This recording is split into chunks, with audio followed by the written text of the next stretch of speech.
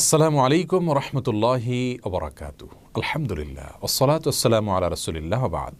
সুপ্রিয় দর্শক শ্রোতা ভাই বোন, আল্লাহ রাব্বুল আলামিন কোরআনে কারিমের সূরা নূরের ৩২ নম্বর আয়াতে গোটা পৃথিবীর সমস্ত অভিভাবকদের উদ্দেশ্যে একটি নির্দেশ জারি করেছেন, আর তা হলো আউযু বিল্লাহি মিনাশ শাইতানির রাজীম ওয়া আনকিহুল আয়ামা মিনকুম ওয়াস-সালিহিনা মিন ইবাদিকুম ওয়া ইমাইকুম ইন ইয়াকুনু ফুকারা ইউগনিহিমুল্লাহু মিন ফাদলিহি ওয়াল্লাহু ওয়াসিউন আলিম। যার অর্থ হলো, তোমরা তোমাদের অধীনস্থদের বিবাহ দেওয়ার বন্দোবস্ত করো, আয়োজন করো, যদি তারা অভাবের মধ্যে থাকে আল্লাহ রাব্বুল আলামিন তাদেরকে আপন অনুগ্রহে অভাব দূর করে দিবেন। এই আয়াতের মাধ্যমে অভিভাবকদের উপরে আল্লাহ রাব্বুল আলামিনের যে নির্দেশ জারি হলো তা হলো অধীনস্থদের বিবাহের ব্যবস্থা করে দেওয়া। বেশিরভাগ অভিভাবকরা তাদের অধীনস্থদেরকে, বাবা তার ছেলেকে, মেয়েকে, বড় ভাই তার ছোট ভাই বোনদেরকে বিবাহ দেওয়ার ক্ষেত্রে গড়িমসি করে থাকেন যে অজুহাতের ভিত্তিতে, তা হলো তারা নিজের পায়ে নিজে এখনও দাঁড়ায়নি। মূলত এই পায়ে দাঁড়ানো বিষয়টি আপেক্ষিক। অনেকের দৃষ্টিতে শুধুমাত্র ডাল ভাতের জোগাড় করতে পারা এটাই পায়ে দাঁড়ানো, অনেকের দৃষ্টিতে অনেক পয়সা কড়ি করে ফেলা, ব্যাংক ব্যালেন্স করতে পারা, এটা হলো পায়ের পরে দাঁড়ানো। মূলত একজন মানুষ যদি কোনো রকম স্ত্রীর মহারানা, সর্বনিম্ন কোনো রকম একটু মহারানা দেওয়া এবং ডাল ভাত খেয়ে বেঁচে থাকার মতো কোনো আয়োজন, কোনো ব্যবস্থা তার থাকে, তাহলে সে ব্যক্তিকে বিবাহের জন্য সামর্থ্যবান হিসাবে বিবেচিত করে ইসলাম। সে ব্যক্তির বিবাহে বিলম্ব করা একজন মুসলিমের জন্য উচিত নয়। রাসূল করিম সাল্লাল্লাহু আলাইহি সাল্লাম তিরমিজি এবং ইবনে মাজাহ বর্ণিত হাদিসে ইরশাদ করেছেন, ইযা আতাকুম মান তারদাউনা খুলুকাহু ওয়া দীনা, তোমাদের কাছে যখন তোমাদের ছেলে, মেয়ে বা অধীনস্থ কারোর বিয়ের জন্য কোনো প্রস্তাব আসে, এমন কোনো ব্যক্তির প্রস্তাব যে ব্যক্তির দিনদারি এবং তার চরিত্রের ব্যাপারে তোমরা সন্তোষজনক মনে করো, তাহলে সেক্ষেত্রে তোমরা তাকে বিবাহ দেওয়ার ক্ষেত্রে আর বিলম্ব করো না। ফাজাউইজু, তাহলে তোমরা তাকে দ্রুত বিবাহ দাও, দেরি করবে না।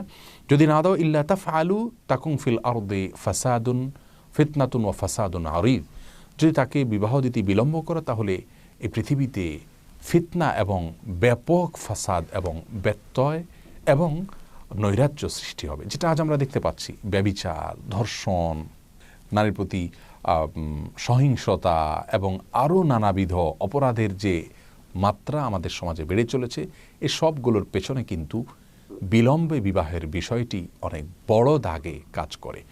মনে রাখা উচিত, যে সমস্ত অভিভাবক তার সন্তানকে, ছোট ভাই বোনকে, অধীনস্থকে সময় মতো বিবাহ দিচ্ছেন না এবং বিলম্ব করছেন তথাকথিত পায়ের উপরে দাঁড়ানোর জন্য, তারা কিন্তু আল্লাহ রাব্বুল আলামিনের দৃষ্টিতে আসামি এবং অপরাধ হিসাবে বিবেচিত হচ্ছেন। শুধুমাত্র ডাল ভাত খেয়ে কোনো রকম বেঁচে থাকতে পারা এটা কোনো কঠিন বিষয় নয়। একজন মুসলিমের কাছে তার চরিত্র হেফাজত করতে পারা এটা হলো সবচাইতে চ্যালেঞ্জের বিষয়, এটা তার কাছে সবচাইতে গুরুত্বপূর্ণ বিষয়। কোনো বাবা মায়ের অবহেলার কারণে, গড়িমসি করার কারণে যদি তার সন্তান বিপদগামী হয়, গোপনে গোপনে গুনাহে লিপ্ত হয়, চোখের গুনাহে লিপ্ত হয়, হস্তমৈথুন সহ নানাবিধ অপরাধের পথে সে পা বাড়ায়, তাহলে সেক্ষেত্রে বাবা এবং মাকে সে অপরাধের জন্য দায়ী হতে হবে, দায়ী নিতে হবে। আল্লাহ রাব্বুল আলামিন বলেছেন, ইয়াউমা ইয়াফিরুল মারউ মিন আখিহি ওয়া উম্মিহি ওয়া আবিহি, কিয়ামতের ময়দানে মানুষ নিজের বাবা মা থেকে পলায়ন করবে।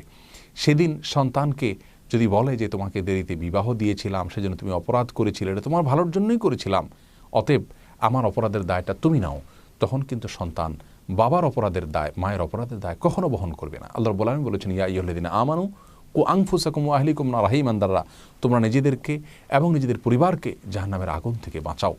যার কারণে সমাজের স্বাভাবিক বিকাশের জন্য, স্থিতিশীলতার জন্য, সন্তানদের চরিত্রকে হেফাজত করবার জন্য প্রত্যেক দিনদার বাবা মায়ের, প্রত্যেক ইমানদার বাবা মায়ের কর্তব্য হলো তাদেরকে যথাসময় বিবাহ দেওয়া এবং যত দ্রুত সম্ভব বিবাহ দেওয়া। অনেক বেশি ভালোর আশায় অপেক্ষা করা এটা তাদের জন্য অনেক ক্ষেত্রে গুনাহের কারণ হতে পারে। খলিফাতুল মুসলিমিন ওমর ফারুক রাদিয়াল্লাহু তাআলা আনহু তিনি বলেছেন যে ওই ব্যক্তির প্রতি আমার আশ্চর্য হয় যে ব্যক্তি তার সচ্ছলতা চায় কিন্তু বিবাহ করতে চায় না। তার মানে তিনি বোঝাতে চেয়েছেন, কেউ যদি বিবাহ বন্ধনে আবদ্ধ হয়, আল্লাহ রাব্বুল আলামিন তার রিজিকের মধ্যে বরকত দান করেন, তার আল্লাহ রাব্বুল আলামিন সচ্ছলতা দান করে থাকেন। কারণ স্ত্রী হয়ে যিনি আসছেন তিনি তার রিজিক তো অবশ্যই আল্লাহ রাব্বুল আলামিনের কাছ থেকে পাবেন, তার রিজিকটাও এই ব্যক্তির কাছে আসবে, যার কারণে তার সচ্ছলতা আসবে। এছাড়াও তিরমিজি বর্ণিত একটি হাদিসে রাসূল করিম সাল্লাল্লাহু আলাইহি সাল্লাম ইরশাদ করেছেন, তিন ব্যক্তিকে আর্থিকভাবে সহযোগিতা করা, তাকে সচ্ছলতা দান করা, এটাকে আল্লাহ রাব্বুল আলামিন নিজের প্রতি নিজে আবশ্যক করে নিয়েছে। তার মধ্যে থেকে প্রথম ব্যক্তি হলেন মুজাহিদ ব্যক্তি। জিহাদরত অবস্থায় আল্লাহ রাব্বুল আলামিন তাকে অবশ্যই সাহায্য করে থাকেন। আর দ্বিতীয় হলেন ওই ক্রীতদাস, যিনি তার মালিকের সঙ্গে অর্থের বিনিময়ে মুক্ত হয়ে যাওয়ার চুক্তিতে আবদ্ধ হয়েছেন এবং তিনি তার মালিককে অর্থ পরিশোধ করে মুক্ত হওয়ার জন্য সদিচ্ছা রাখেন। তাকে আল্লাহ রাব্বুল আলামিন সচ্ছলতা দান করে থাকেন, সাহায্য করে থাকেন। আর তৃতীয় হলেন ওই ব্যক্তি যিনি বিবাহ বন্ধনে আবদ্ধ হয়েছেন নিজের চরিত্রকে হেফাজত করবার জন্য। আল্লাহ রাব্বুল আলামিনের প্রতি নিজের প্রতি নিজে তিনি আবশ্যক করেছেন ওই ব্যক্তিকে সহযোগিতা করা, তাকে সচ্ছলতা দান করা। যার কারণে অর্থের অভাবে সচ্ছলতার অজুহাতে বিবাহকে বিলম্ব করা কোনো অবস্থাতেই জায়েজ নাই। তবে হ্যাঁ, কোনো ব্যক্তি যদি স্ত্রীর মহারণা পরিশোধ করবার মতো কোনো অবস্থা না থাকে, স্ত্রীর মৌলিক চাহিদা কোনোভাবে পূরণ করার মতো কোনো উপায় না থাকে, তাহলে সেক্ষেত্রে ইসলাম তাকে বিবাহ করার নির্দেশ দেয় না, বরং সে ব্যক্তি সবর করবেন এবং ধৈর্য ধারণ করবেন। অতএব অভিভাবকদের কর্তব্য হলো অধীনস্থদের বিবাহের ক্ষেত্রে বিলম্ব না করা, যত দ্রুত সম্ভব তাদের চরিত্রকে হেফাজত করার জন্য বিবাহের আয়োজন করা, ব্যবস্থা করা।